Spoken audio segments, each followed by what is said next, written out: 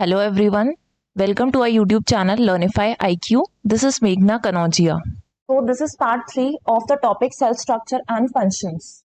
Okay, this is going to be our last lecture from this topic, and before continuing with our today's lecture, we will take a recap of the last lecture, what we have studied in the last lecture. So we have seen the differences between plant and an animal cell. कौन से cell organelles एक plant cell में present होते हैं and कौन से cell organelles एक animal cell में प्रेजेंट होते हैं, दोनों में कॉमन क्या होता है. We have seen the process of diffusion and osmosis, and also we have seen the process of reverse osmosis. Okay, फिर हमने सेल स्ट्रक्चर के बारे में पढ़ा था. सेल स्ट्रक्चर में डिफरेंट सेल ऑर्गेनल्स के बारे में पढ़ना था. तो सेल ऑर्गेनल्स में हमने फर्स्ट जो सेल ऑर्गेनल पढ़ा था that was plasma membrane which is also known as cell membrane. फिर हमने नेक्स्ट देखा था सेल वॉल. जो प्लाज्मा मेम्ब्रेन है वो सबसे आउटर मोस्ट कवरिंग होता है सेल का. सेल वॉल के बाद हमने पढ़ा था जो इनर मोस्ट साइड पर प्रेजेंट होता है सेल के, दैट इज न्यूक्लियस. ठीक है, न्यूक्लियस के बारे में एक एडिशनल इंफॉर्मेशन बची हुई थी बताने के लिए. तो there was a scientist named Hammerling. अब इस साइंटिस्ट ने क्या बताया कि जो न्यूक्लियस है, न्यूक्लियस एक बहुत ही इंपॉर्टेंट सेल ऑर्गेनल होता है एक सेल के अंदर, and it plays a important role in the functioning of the cell. It plays a role in the proper functioning of the cell. That's why this is known as control room of the cell. कहा जाता है control room of the cell, क्योंकि ये सारे important function perform कर रहा है एक सेल के लिए, and it is also known as brain of the cell.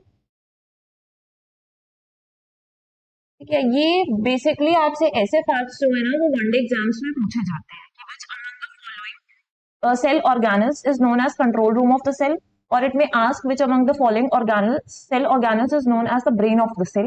तो उसके हिसाब से ये इंपॉर्टेंट होते हैं. ठीक है, अब आज हम कंटिन्यू करते हैं हमारे आज के टॉपिक के साथ जो कि है साइटोप्लाज्म. ये फोर्थ हमारा सेल ऑर्गेनल होने वाला है. ठीक है, तो अगर सपोज ये आपका सेल है और सेल के अंदर एक फ्लूइड कंटेंट, मतलब ये लिक्विड प्रेजेंट होता है पूरे सेल पर, इस ही फ्लूइड कंटेंट को क्या कहते हैं, सेल ऑर्गेनल कहते हैं, साइटोप्लाज्म कहते हैं, सॉरी. ठीक है, इस फ्लूइड कंटेंट को हम क्या बोलते हैं, साइटोप्लाज्म कहते हैं. सपोज ये आपका सेल है. अब सेल के अंदर क्या होगा कि बहुत सारे सेल ऑर्गेनल्स प्रेजेंट है, वैक्यूल्स प्रेजेंट है, माइटोकॉन्ड्रिया प्रेजेंट है, गोल्जी एपरेटस प्रेजेंट है. ठीक है, ये सारे सेल ऑर्गेनल्स प्रेजेंट है. अगर सेल ऑर्गेनल्स को आपस में कम्युनिकेट करना है, मीन्स इनके बीच में कुछ मटेरियल्स का एक्सचेंज करना है, इस सेल ऑर्गेनल से कुछ मटेरियल्स ऐसे जो यहाँ पहुंचाने हैं, इस सेल ऑर्गेनल से यहाँ पर पहुंचाने हैं, तो ऐसे मटेरियल्स के एक्सचेंज करने में जो फ्लूइड कंटेंट हेल्प कर रहा है वो कौन सा फ्लूइड कंटेंट है, साइटोप्लाज्म है. तो cytoplasm helps the exchange of materials between different cell organelles, and it also acts as a store house of, cytoplasm also act as a store house of amino acids, vitamins and glucose. ठीक है, ये सारी चीजें इस पे ही आकर store हो जाती हैं. तो जो अमीनो एसिड्स है, अमीनो एसिड्स के जब बहुत सारे मॉलिक्यूल्स आपस में कंबाइन होते हैं तो वो क्या फॉर्म करते हैं, प्रोटीन का फॉर्मेशन करते हैं. ठीक है, और अमीनो एसिड्स और प्रोटीन को साथ में क्या कहा जाता है, they are together known as the building blocks of life. Amino acids and proteins together are known as the building blocks of life. ठीक है, ये हो गया. तो साइटोप्लाज्म क्या है, it is a fluid content which is present inside the plasma membrane, क्योंकि plasma membrane बाहर वाला पार्ट था. अब इसके अंदर जो भी चीजें प्रेजेंट हैं साइटोप्लाज्म कह रहे हैं. It contains specialised cell organelles, क्योंकि इसमें बहुत सारे सेल ऑर्गेनल्स प्रेजेंट थे, and each of these cell organelles performs a specific function for the cell. यहाँ पर ये हो गया आपका साइटोप्लाज्म का पार्ट. एक और सेल ऑर्गेनल्स खत्म हो जाता है यहाँ पर. नेक्स्ट जो हमें पढ़ना है दैट इज एंडोप्लाज्मिक रेटिकुलम.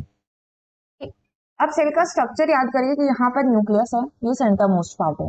ठीक है, यहाँ पर न्यूक्लियस प्रेजेंट है और इसके बाहर इस तरीके का कुछ स्ट्रक्चर प्रेजेंट होता है. ठीक है, ऐसा स्ट्रक्चर जो है वो सेल ऑर्गेनल, मतलब न्यूक्लियस के बाहर प्रेजेंट होगा. तो ये भी एक सेल ऑर्गेनल ही है. अब इसके सरफेस पर ना ये पार्टिकल्स प्रेजेंट होते हैं. ठीक है, अगर एंडोप्लाज्मिक रेटिकुलम के सरफेस पे ये पार्टिकल्स प्रेजेंट हैं और इनको क्या कहा जाता है, they are known as ribosomes. तो उस एंडोप्लाज्मिक रेटिकुलम को हम क्लासिफाई करते हैं रफ एंडोप्लाज्मिक रेटिकुलम. ठीक है, अगर उस एंडोप्लाज्मिक रेटिकुलम के सरफेस पे ये राइबोसोम्स वाले पार्टिकल नहीं प्रेजेंट है तब ये सरफेस कैसा दिखेगा, स्मूथ दिखेगा. तो हम इसको क्लासिफाई करते हैं स्मूथ एंडोप्लाज्मिक रेटिकुलम. तो हमने दो टाइप्स देख लिए इसके, सब टाइप्स. कि अगर एंडोप्लाज्मिक रेटिकुलम के सरफेस पे राइबोसोम्स के पार्टिकल्स प्रेजेंट है then it will be classified as rough endoplasmic reticulum, और अगर there is no ribosomal particles present on the surface of the endoplasmic reticulum then it is known as endoplasmic reticulum. ठीक है, तो ये क्या है, tube-like structure है, tube-like structure है और कहां से कहां शुरू हुआ है, न्यूक्लियस से बाहर की तरफ एक्सटेंडेड होता है। ठीक है, न्यूक्लियस, और यहाँ पे क्या प्रेजेंट होगा, साइटोप्लाज्म प्रेजेंट है, पूरा फ्लूइड कंटेंट प्रेजेंट है। तो यहाँ से शुरू होता है और कहां तक एक्सटेंडेड होता है, it is extended into the cytoplasm. तो हम थोड़ा सा समझ लेते हैं कि राइबोसोम्स क्या है, क्योंकि राइबोसोम्स की वर्किंग बहुत इंपॉर्टेंट है। Let's take a new slide.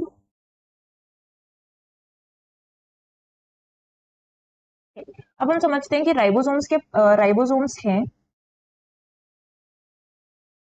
तो राइबोसोम्स जो होते हैं वो किस लिए इंपॉर्टेंट होते हैं, because they are important for the synthesis of protein. ये क्या काम करते हैं, प्रोटीन को सिंथेसाइज कर रहे हैं, प्रोटीन को मैन्युफैक्चर करने का काम कर रहे हैं। ठीक है, प्रोटीन बनाते हैं, इसलिए एक मशीन की तरह काम कर रहे हैं जो क्या बनाती है, एक ऐसी मशीन है राइबोसोम जो क्या बना रही है, प्रोटीन बना रही है। ठीक है, it helps in the synthesis of protein and ये सारे लिविंग ऑर्गेनिजम्स में आपके राइबोसोम्स प्रेजेंट होंगे, क्योंकि सारे लिविंग ऑर्गेनिजम्स को प्रोटीन का रिक्वायरमेंट होता है, और अगर प्रोटीन का रिक्वायरमेंट है तो वो प्रोटीन कौन बनाकर देगा, उनको राइबोसोम्स बनाकर देगा। ठीक है, सबसे पहले इसकी पोजीशन देख लेते हैं, क्योंकि इसकी पोजीशन बहुत इंपॉर्टेंट है कि राइबोसोम्स कहाँ कहाँ पर प्रेजेंट होता है। एक तो अभी हम देख रहे हैं कि वो RER में प्रेजेंट है, रफ एंडोप्लाज्मिक रेटिकुलम के सरफेस पे प्रेजेंट है।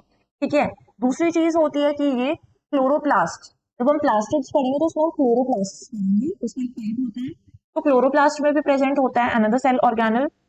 इसके बाद से न्यूक्लियस जो हम पढ़ चुके हैं, न्यूक्लियस में भी प्रेजेंट है। ठीक है, न्यूक्लियस में प्रेजेंट है माइटोकॉन्ड्रिया, अभी हम पढ़ने वाले mitochondria is another cell organelle जिसके अंदर क्या प्रेजेंट होता है, आपका राइबोसोम्स प्रेजेंट होते हैं। और एक और चीज होती है, जैसे कि हमने देख लिया RER देख लिया, क्लोरोप्लास्ट देख लिया, न्यूक्लियस हो गया, उसके बाद से माइटोकॉन्ड्रिया हो गया, और एक और जो चीज है वो है आपका साइटोप्लाज्म। ठीक है, साइटोप्लाज्म में भी क्या प्रेजेंट होंगे, आपका जो फ्लूइड कंटेंट था ना उसमें भी क्या प्रेजेंट होते हैं, राइबोसोम्स प्रेजेंट होते हैं।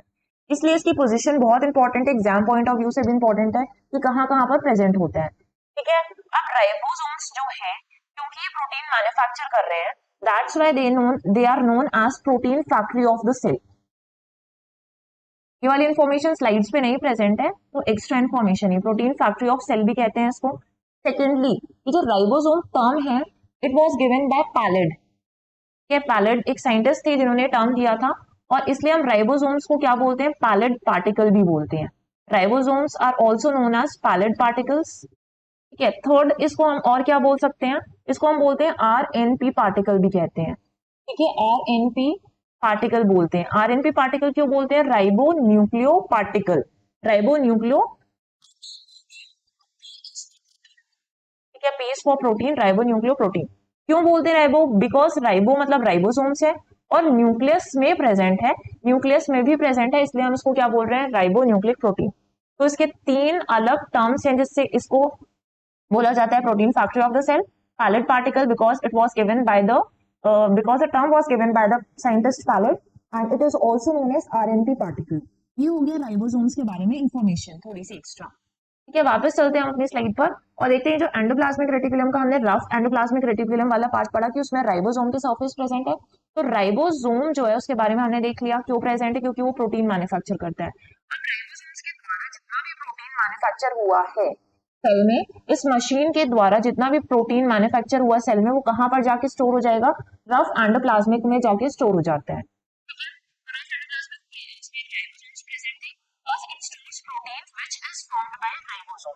यहाँ तक क्लियर हो गया। इसके बाद पढ़ते हैं स्मूथ एंडोप्लाज्मिक रेटिकुलम, जो SER होते हैं ना, सबसे पहली चीज तो हमने देख ली थी कि राइबोसोम्स वहां पर एब्सेंट है। इसका काम क्या है, जो SER है उसका वर्क है कि वो फैट मॉलिक्यूल्स और लिपिड्स बनाते हैं। ठीक है, फैट मॉलिक्यूल्स और क्या फॉर्म कर रहा है, लिपिड्स फॉर्म कर रहे हैं। तो लिपिड्स क्या होते हैं, लिपिड्स एक ऑर्गेनिक कंपाउंड्स होते हैं which is composed of fats and oils. ठीक है, दीज आर ऑर्गेनिक कंपाउंड्स। अब वो किससे बने हुए हैं, फैट और ऑयल से बने हुए हैं, और आपके सेल में प्रेजेंट है। ठीक है, आपके सेल में क्या है, प्रेजेंट है लिपिड्स। अब ये किस लिए हेल्पफुल होते हैं, जो इसका मेन फंक्शन होता है लिपिड्स का, सबसे पहले तो इसलिए इंपॉर्टेंट है क्योंकि ये आपके सेल को एनर्जी प्रोवाइड कर रहे हैं। ठीक है, providing energy to the cell. अगर सेल को एनर्जी मिल रही है तो पूरी बॉडी में सेल्स ही तो है जो एनर्जी देंगे, ठीक है। सेकेंडली क्या फंक्शन करते हैं, और ये digestion and absorption of food में हेल्प कर रहे हैं। तो डाइजेशन, अच्छे से डाइजेशन होगा और उससे जितनी भी काम की चीजें हैं उन काम के न्यूट्रिएंट्स को ये प्रॉपरली एब्जॉर्ब करने की कैपेसिटी रखते हैं, ठीक। नेक्स्ट इसका एक और फंक्शन देख लेते हैं कि ये प्रोडक्शन ऑफ हॉर्मोन्स में भी हेल्प करते हैं, ठीक है। तो नेक्स्ट क्या काम कर रहे हैं, प्रोडक्शन ऑफ हॉर्मोन्स के तीन फंक्शंस देखे कि लिपिड्स जो हैं वो ऑर्गेनिक कंपाउंड्स हैं जो किससे कंपोज हुए हैं, फैट्स एंड लिपिड से बने हुए हैं। तो जो लिपिड्स है वो एक तरीके के ऑर्गेनिक कंपाउंड है, ठीक है, और वो एनर्जी प्रोवाइड करते हैं सेल को, डाइजेशन में हेल्प करते हैं और एब्जॉर्प्शन में भी हेल्प करेंगे। डाइजेशन हुआ और उससे जितना भी न्यूट्रिएंट्स था, एसेंशियल न्यूट्रिएंट्स, उनको एब्जॉर्ब कर लिया गया, और प्रोडक्शन ऑफ हार्मोन्स में भी हेल्प कर रहे हैं। अब हार्मोन्स क्या है, एक ऐसे केमिकल सब्सटेंसेस होते हैं, ठीक है, हार्मोन्स आर केमिकल्स, केमिकल्स जो रिलीज हो रहे हैं, सीक्रेट हो रहे हैं आपके ब्लड में, और इनका मेन वर्क क्या होता है कि अलग अलग ऑर्गन्स के बीच में जब इंफॉर्मेशन ट्रांसमिशन का काम होता है, कि अलग अलग ऑर्गन्स के बीच में अगर कोई इंफॉर्मेशन या कोई मैसेजेस भेजने हैं तो वो कौन भेजता है, हॉर्मोन्स ही भेजते हैं। फॉर एग्जाम्पल अगर आपका थायराइड ग्लैंड है, ठीक है, तो थायराइड ग्लैंड ने क्या प्रोड्यूस किया, एक हार्मोन होता है थायरोक्सिन हार्मोन, ठीक है। अब थायरोक्सिन, थायराइड ग्लैंड है, थायराइड ग्लैंड ने क्या रिलीज किया या सीक्रेट किया, थायरोक्सिन नाम का हार्मोन सीक्रेट किया। इस हार्मोन का काम क्या होता है कि बॉडी के टेम्परेचर को इंक्रीज करता है, आपकी बॉडी में एनर्जी इंक्रीज करता है। तो इस थायरोक्सिन ने ही उस रिस्पेक्टिव ऑर्गन को ये सिग्नल भेजा कि अब उसे बॉडी का टेम्परेचर इंक्रीज करना चाहिए या फिर एनर्जी को इंक्रीज करना चाहिए। तो ये काम किसका हो गया, आपके लिपिड्स। लिपिड्स के जो फंक्शंस थे ना कि वो प्रोडक्शन ऑफ हार्मोन कर रहा है, तो हार्मोन का क्या फंक्शन होता है, हॉर्मोन्स क्या होते हैं वो भी हमने देख लिया, ठीक है। अब फंक्शंस ऑफ ईआर देख लेते हैं। फंक्शंस ऑफ ईआर में क्या है, मैकेनिकल सपोर्ट दे रहे हैं क्योंकि मशीन की तरह काम कर रहे थे, जो राइबोसोम्स थे वो मशीन की तरह काम कर रहे थे, तो मैकेनिकल सपोर्ट प्रोवाइड कर रहे हैं सेल्स को। प्लस एसईआर जो है वो इंपॉर्टेंट रोल प्ले करता है, it helps in the detoxification of poisons and drugs in liver cells of vertebrates, ठीक है। तो वर्टिब्रेट्स जो होते हैं ऐसे ऑर्गेनिजम्स हैं जिनके पास बैकबोन प्रेजेंट होती है, ठीक है। अगर उनके पास बैकबोन्स प्रेजेंट है तो उनको क्या कहा जाता है, वर्टिब्रेट्स कहा जाता है। अब वर्टिब्रेट्स के जो लिवर सेल्स होते हैं ना, उनके लिवर सेल्स में क्या हो गया है, कुछ ऐसे पॉइजन्स और ड्रग्स पहुंच गए हैं, तो उस लिवर सेल को उस पॉइजन और ड्रग से बचाने के लिए उनको डिटॉक्सिफाई करने का काम कौन कर रहा है, एसईआर, स्मूथ एंडोप्लाज्मिक, ठीक है। Endoplasmic reticulum is known as the transport system of the cell. इसे क्या कहते हैं, transport system of the cell भी कहते हैं, ठीक है। It is known as transport system of the cell, और it is also known as the endoskeleton of the cell. इसको और क्या कहा जाता है, एंडोस्केलेटन भी कहा जाता है, क्योंकि इतने बड़े सरफेस थे इस तरीके की सरफेस, तो वो क्या प्रोवाइड कर रहे हैं, एंडोस्केलेटन प्रोवाइड कर रहे हैं सेल को। इसकी वजह से सेल की स्टेबिलिटी भी मेंटेन रहेगी, उसका स्ट्रक्चर भी प्रॉपर बना रहेगा। ट्रांसपोर्ट सिस्टम क्यों कह रहे हैं कि जैसे हमने पढ़ा था न्यूक्लियस से साइटोप्लाज्म तक, यहाँ पे साइटोप्लाज्म प्रेजेंट है फ्लूइड कंटेंट, तो इससे जो भी सिग्नल्स भेजने होते हैं, मैसेजेस भेजने होते हैं या फिर मटेरियल्स का एक्सचेंज करना होता है, तो ये हेल्प करता है ईआर उसमें, इसलिए इसको हम बोल रहे हैं ट्रांसपोर्ट सिस्टम, ठीक है। यहाँ पर ये क्लियर हो गया। अब नेक्स्ट जो हमारा सेल ऑर्गेनेल है दैट इज गोल्जी एपरेटिस, ठीक है। तो गोल्जी एपरेटिस का सबसे पहले हम स्ट्रक्चर समझ लेते हैं।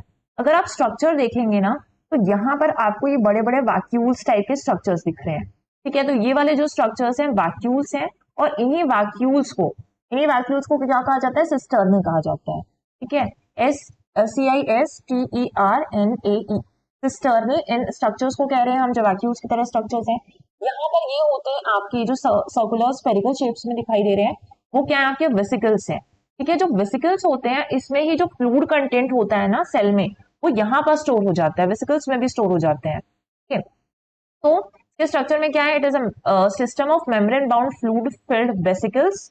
जो वेसिकल्स हैं वो फ्लूइड से फिल्ड है, लार्ज वैक्यूल्स प्रेजेंट होते हैं, और ये जो वैक्यूल्स हैं वो एक दूसरे के पैरेलली प्लेस्ड होते हैं, ठीक है, which are stacked parallel to each other.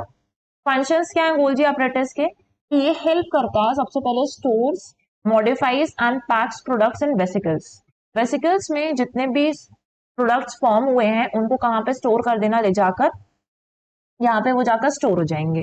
तो इसलिए आपका गोल्जी एपरेटस का जो पहला फंक्शन है, आप उसको सिंपल टर्म्स में बोल देते हो पैकेजिंग ऑफ द मटेरियल्स कर रहे हैं, ठीक है, एक जो इंपॉर्टेंट फंक्शन है वो पैकेजिंग ऑफ द मटेरियल्स कर रहे हैं, फर्स्ट फंक्शन ये भी लिख सकते हो इसको ऑल्टरनेटिव स्टेटमेंट पे। ठीक है, it is involve in the formation of lysosomes. Lysosomes एक और सेल ऑर्गेनेल है जो हम इसके बाद पढ़ने वाले हैं कि लाइसोसोम्स क्या होता है। And it also helps in hormone formation, इसमें भी हेल्प कर रहा है। अभी हमने देख लिया कि हार्मोन फॉर्मेशन, वहां पर भी जो आपके लिपिड्स थे, लिपिड्स भी हार्मोन्स प्रोड्यूस कर रहे थे, और यहाँ पे जो गोल्जी एपरेटस है वो भी क्या कर रहा है, हार्मोन्स का प्रोडक्शन कर रहा है। तो अभी हमने जो सेल ऑर्गेनल्स देखे उसमें हमने न्यूक्लियस के बारे में थोड़ी सी इन्फॉर्मेशन देखी थी, फिर हमने क्या देखा, साइटोप्लाज्म देखा। साइटोप्लाज्म के बाद में हमने ईआर देखा, जिसके हमने दो सब टाइप्स पढ़े थे, आरईआर एंड एसईआर। ठीक है, उनकी फंक्शनिंग भी देख ली। अभी हमने देखा Golgi apparatus. Next cell organelle is lysosomes. Lysosomes क्या होते हैं, एक सिंगल मेम्ब्रेन स्ट्रक्चर होते हैं जो कहां पर प्रेजेंट होंगे, सेल के अंदर प्रेजेंट होते हैं। ठीक है, अब ये लाइसोसोम्स क्या काम करते हैं, इनको कहा जाता है वेस्ट डिस्पोजल सिस्टम कहा जाता है। ठीक है, लाइसोसोम्स जो है उनको क्या कहा जाता है, वेस्ट डिस्पोजल सिस्टम, जिसमें आप वेस्ट डाल सकते हो और वो उसको डिस्पोज भी कर देंगे। फॉर एग्जाम्पल आपके घर पे रखा हुआ है डस्टबिन, डस्टबिन पे जितने भी आप घर का अनवांटेड वेस्ट होगा वो इस पे लाकर डाल देंगे। ठीक है, तो लाइसोसोम्स भी एक तरीके का ऐसा डस्टबिन ही है, जितना भी सेल के अंदर कचरा था या फिर अनवांटेड पार्टिकल्स की कोई फॉरेन सब्सटेंस सेल के अंदर एंटर कर जाते हैं जिसकी सेल को कोई रिक्वायरमेंट नहीं है, कुछ ऐसे ऑर्गेनल्स, सेल के ही ऑर्गेनल्स, उसमें कुछ टूट फूट गया है, ठीक है, कुछ वॉर्न आउट सेल ऑर्गेनल्स हैं, और अगर ये टूट फूट गए हैं तो इससे जो भी कचरा निकलता है वो कहां पर चला जाता है, लाइसोसोम्स के अंदर चला जाता है। लाइसोसोम्स क्या है, एक डाइजेस्टिव बैग्स है। ठीक है, डाइजेस्टिव बैग्स हैं क्योंकि उसमें डाइजेस्टिव एंजाइम्स प्रेजेंट है। ये डाइजेस्टिव एंजाइम्स उस अनवांटेड मटेरियल्स को क्या कर देंगे, डाइजेस्ट कर देंगे। कॉम्प्लेक्स मटेरियल्स थे उसको छोटे छोटे पीसेस में तोड़ देते हैं डाइजेस्टिव एंजाइम्स, जो कि कहां पर प्रेजेंट है, लाइसोसोम्स में प्रेजेंट है। इसलिए it helps to clean cell by digesting any foreign material as well as worn out cell organelles. ठीक है, इसलिए इनको क्या कहा जाता है, डाइजेस्टिव बैग्स कहा जाता है। अब इस पे आपके सेल के अंदर क्या चल रहा था, सेल्यूलर मेटाबॉलिज्म का प्रोसेस चल रहा था, मतलब सेल जो है वो रेस्पिरेशन का प्रोसेस परफॉर्म कर रहा था। और रेस्पिरेशन के प्रोसेस के टाइम पर ही क्या हुआ कि आपका सेल मान लो किसी रीजन से डैमेज हो जाता है, जो सेल है वो इतना प्रोसेस या फंक्शनिंग करते करते सेल ही डैमेज हो गया, तो उस टाइम पे जो लाइसोसोम्स होंगे ना वो खुद बर्स्ट हो जाएंगे। ठीक है, ऐसे बर्स्ट होंगे और जो भी आपका सेल डैमेज हुआ है उसको ही डाइजेस्ट कर लेते हैं। इसके मान लो कि आपका जो लाइसोसोम है वो बर्स्ट हो गया इस टाइम पर, और बर्स्ट होकर इसके अंदर जो भी एंजाइम्स प्रेजेंट है वो भी बाहर निकल गए हैं, और वो जो एंजाइम्स बाहर निकले हैं वो सारा क्या करेंगे, सेल, पूरे सेल को ही डाइजेस्ट कर लेते हैं। ठीक है, इसलिए इनको क्या कहा जाता है, सुसाइडल बैग्स भी कहा जाता है, क्योंकि इसने पूरे सेल को ही खा लिया, पूरे सेल को ही डाइजेस्ट कर दिया, ताकि वो सेल दूसरे सेल की फंक्शनिंग को डिस्टर्ब ना कर सके। ठीक है, इसलिए पहली चीज तो हम लाइसोसोम्स को क्या कर रहे थे, डाइजेस्टिव बैग्स कह रहे थे, क्योंकि ये वर्न आउट सेल ऑर्गेनल्स को डाइजेस्ट कर लेता है। सेकेंड चीज है, अगर सेल की फंक्शनिंग गड़बड़ होती है, सेल की फंक्शनिंग गड़बड़ होती है तो उस सेल को भी डाइजेस्ट कर लेता है, इसलिए suicidal bags of the cell भी कहा जाता है। And lysosomes are also known as house keeper of the cell, क्योंकि ये पूरे घर को या पूरे सेल को साफ रखने का काम कर रहे हैं, इसलिए हम इसको क्या कहते हैं, house keeper of the cell भी कहते हैं। ये सारे ऑल्टरनेटिव नेम्स हैं, ठीक है, आपको याद रखनी है। अब जो लाइसोसोम है वो कहां पर एब्सेंट होगा, जो आरबीसीज ऑफ मैमल्स हैं, आरबीसीज क्या होते हैं, आपके रेड ब्लड सेल्स होते हैं, तो आरबीसीज ऑफ मैमल्स में ये चीज जो होती है लाइसोसोम्स वो एब्सेंट होते हैं। ठीक है, कहां पर प्रेजेंट है, तो एनिमल्स में प्रेजेंट रहेंगे। ठीक, प्रेजेंट कहां पर रहेंगे, ये एनिमल्स में प्रेजेंट होते हैं, एनिमल्स में प्रेजेंट है, प्लस आपके स्मॉल जो प्लांट्स हैं उसमें भी प्रेजेंट है, लेकिन जो लार्ज प्लांट्स हैं उसमें एब्सेंट है। जो प्रोकैरियोट्स सेल्स हैं उनमें भी लाइसोसोम्स क्या होंगे, एब्सेंट होंगे। तो स्ट्रक्चर में अगर देखें तो उनके बाहर एक लिपिड लेयर है, ठीक है, मेम्ब्रेन प्रेजेंट होती है, हाइड्रोलिटिक एंजाइम्स मिक्सचर, और ये उतना इंपॉर्टेंट नहीं है, बस ये याद रखना कि लिपिड लेयर है, मेम्ब्रेन है, और उसका स्ट्रक्चर किस तरीके से दिखता है। ठीक है, नेक्स्ट जो हम देखना, नेक्स्ट हमें cell organelle, that is mitochondria. अब अभी हमने देखा कि जो लाइसोसोम है वहां पर सिंगल मेम्ब्रेन कवरिंग थी, बट जो आपका माइटोकॉन्ड्रिया है उसमें ये डबल मेम्ब्रेन कवरिंग दिख रही है। एक तो ये वाला देखिए आउटर मेम्ब्रेन प्रेजेंट है, यहाँ पर ये आउटर मेम्ब्रेन हो गया, और जो यहाँ पर प्रेजेंट है दैट इज इनर मेम्ब्रेन। इन दोनों के अलग अलग फंक्शंस होते हैं, और जो सेंटर वाला पार्ट है इसको क्या बोलते हैं, मैट्रिक्स।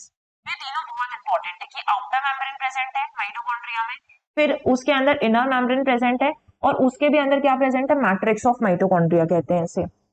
तो जो आउटर मेम्ब्रेन होगा ना, ये वाला पार्ट, वो बहुत ही पोरस होगा, पोरस है, पोर्स प्रेजेंट है, तो इजिली कोई भी मटेरियल बाहर से अंदर की तरफ आ सकता है, और अंदर से जो पार्टिकल्स बाहर जाने हैं वो भी मटेरियल्स अंदर से बाहर जा सकते हैं।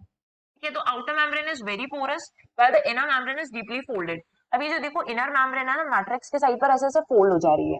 ठीक है, अगर ऐसे फोल्ड्स इसमें बन रहे हैं मैट्रिक्स के बाहर, तो अगर कोई भी चीज यहाँ पे प्रोड्यूस हुई है, फॉर एग्जांपल जो माइटोकॉन्ड्रिया है, मैट्रिक्स ऑफ माइटोकॉन्ड्रिया, उसने एनर्जी प्रोड्यूस की, किस फॉर्म में प्रोड्यूस करी? जो एनर्जी का यूनिट होता है एटीपी लेते हैं, एडिनोसाइन ट्राइफॉस्फेट एनर्जी। तो एटीपी में क्या प्रोड्यूस कर, एटीपी के फॉर्म पर एनर्जी प्रोड्यूस हुई। अभी जो एक्स्ट्रा एनर्जी प्रोड्यूस हुई वो कहाँ पर जाके स्टोर होगी? इन फोल्ड्स में जाके स्टोर होगी।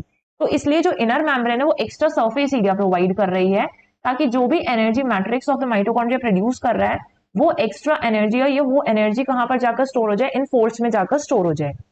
Then energy required for various chemical activities, functions में क्या आ जाएगा? तो भी एनर्जी रिक्वायर्ड हो रही है, various chemical activities needed for life is released by mitochondria. कौन रिलीज करता है? Mitochondria, in the form of ATP molecules. इसलिए हम इसको क्या कहते हैं? जो माइटोकॉन्ड्रिया उसको क्या कहा जाता है? Power house of the cell बोला जाता है। ठीक है, mitochondria is known as power house of the cell, क्योंकि एनर्जी प्रोड्यूस कर रहे हैं। प्लस इसको और क्या कहा जाता है? Energy generator of the cell भी कहा जाता है। ठीक है, तो mitochondria is known as power house of the cell और it is also known as energy generator of the cell. और जो एटीपी मॉलिक्यूल्स हैं, एटीपी जो मॉलिक्यूल्स हैं उनको क्या कहा जाता है? Energy currency of the cell कहा जाता है। ठीक है, energy currency of the cell. इन दोनों टर्म्स में कंफ्यूज नहीं होना कि किसको पावर हाउस कहा जा रहा है और किसको energy currency of the cell कहा जा रहा है। अब माइटोकॉन्ड्रिया में ना अपना डीएनए होता है और अपने राइबोसोम्स होते हैं। अभी जब हम राइबोसोम्स वाला सेल ऑर्गेनल पढ़ रहे थे, राइबोसोम्स के बारे में पढ़ रहे थे, तो हमने क्या पढ़ा था कि राइबोसोम्स किस किस उनकी पोजीशन कहाँ कहाँ पर प्रेजेंट होती है। ठीक है, तो हमने पढ़ा था कि वो आरईआर में प्रेजेंट है, फिर हमने उसमें ये भी पढ़ा था कि वो डीएनए में माइटोकॉन्ड्रिया में भी प्रेजेंट है। तो माइटोकॉन्ड्रिया में आपकी राइबोसोम्स प्रेजेंट है, प्लस जो डीएनए है वो भी उसका खुद का होता है। ठीक है, ये जो यहाँ पर है वहां पर एमडीएनए प्रेजेंट होगा। ये बहुत इंपॉर्टेंट पार्ट होता है माइटोकॉन्ड्रियल डीएनए। आपको इसका पूरा पोजीशन याद होना चाहिए कि ये माइटोकॉन्ड्रिया के अंदर प्रेजेंट है, इसलिए हम उसको एमडीएनए कह रहे हैं। ये कहाँ पर इंपॉर्टेंट होगा? जब हम थ्री पेरेंट बेबी का कॉन्सेप्ट पढ़ेंगे। ठीक है, थ्री पेरेंट बेबी में जो टेक्निक यूज होती है उसको बोलते हैं माइटोकॉन्ड्रियल रिप्लेसमेंट थेरेपी, एमआरटी बोलते हैं। इस टेक्निक में क्या किया जाता है कि जो भी डिफेक्टिव डीएनए है, डिफेक्टिव माइटोकॉन्ड्रिया है मदर का, उसको रिमूव कर दिया जाता है, उसको रिप्लेस कर दिया जाता है एक हेल्दी माइटोकॉन्ड्रियल डीएनए वाली मदर के साथ, ताकि बच्चों में वो डिफेक्टिव डीएनए ना जाए और बच्चों को कोई डिसीजेस ना हो।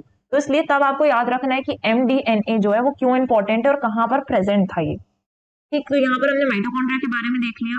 अब जो नेक्स्ट है that is plastids. Another cell organelle is plastids.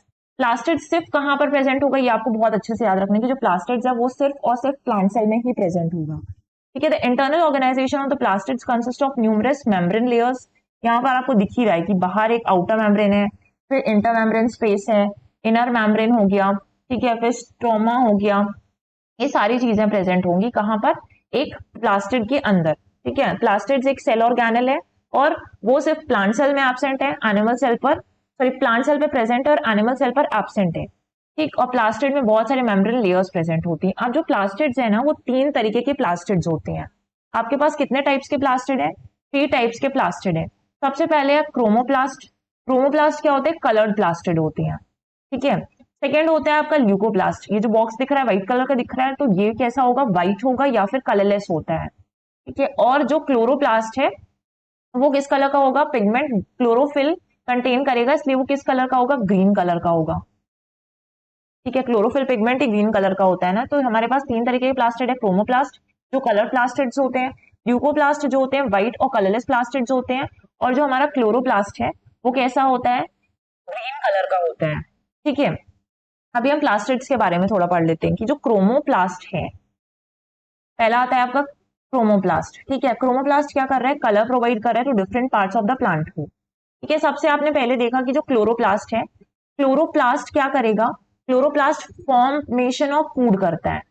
ठीक है, फॉर्मेशन ऑफ फूड मतलब फूड प्रिपेयर कर रहा है। फूड प्रिपेयर करता है, अगर प्लांट में प्रेजेंट है क्लोरोप्लास्ट, तो फूड प्रिपेयर किसकी हेल्प से कर रहा है? With the process of photosynthesis की हेल्प से इसने फूड प्रिपेयर कर लिया।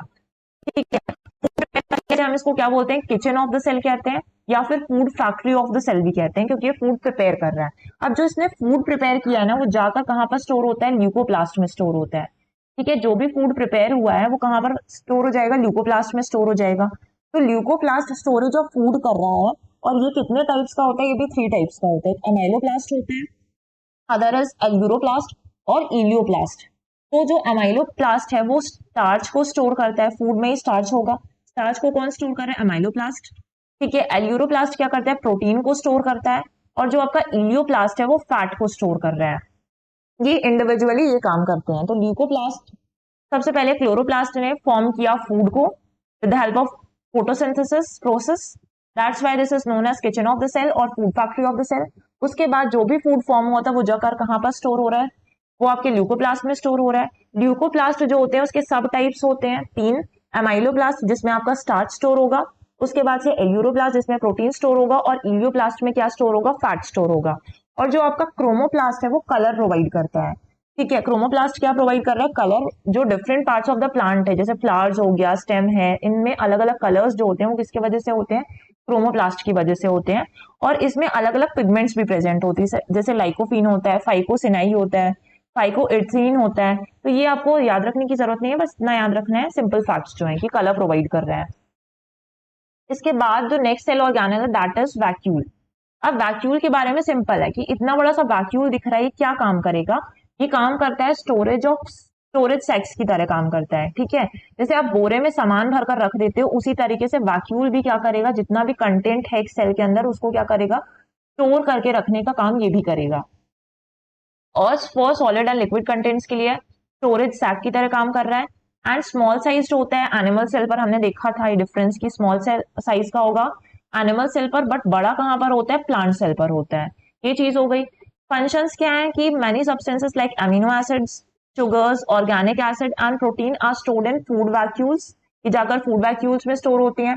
अमीबा का एग्जाम्पल देखा था कि अमीबा जितना भी फूड गेन कर रहा है वो भी कहां पर स्टोर हो जाएगा? वो जाकर वैक्यूल्स में ही स्टोर हो जाते हैं। अमीबा का देख लिया। एंड उसके बाद से वैक्यूल्स जो है फुल ऑफ सेल्स आपके होते हैं and provide turgidity and rigidity to the cells in plants. और क्या प्रोवाइड कर रहे हैं? टर्जिडिटी एंड रिजिडिटी प्रोवाइड कर रहे हैं सेल्स को। उसके बाद नेक्स्ट आ जाते हैं आपका अनदर सेल ऑर्गेनेल सेंट्रोसोम। तो सेंट्रोसोम को हम ज्यादा नहीं पढ़ेंगे क्योंकि हम ऑलरेडी इसको पढ़ चुके हैं। किससे बना है? प्रोटीन्स और लिपिड से बना हुआ है। सेंट्रोसोम के हमने पढ़ा था, सेंट्रोसोम के अंदर एक पार्ट होता है सेंट्रोइल जो उसका सब पार्ट होता है, और सेंट्रोइल जो सेंट्रोसोम है किसमें हेल्प करता है? सेल डिविजन में हेल्प करता है। ठीक है, सेल डिवीजन में हेल्प करता है और ये एक स्ट्रक्चर मेंटेन करके रखता है सेल का।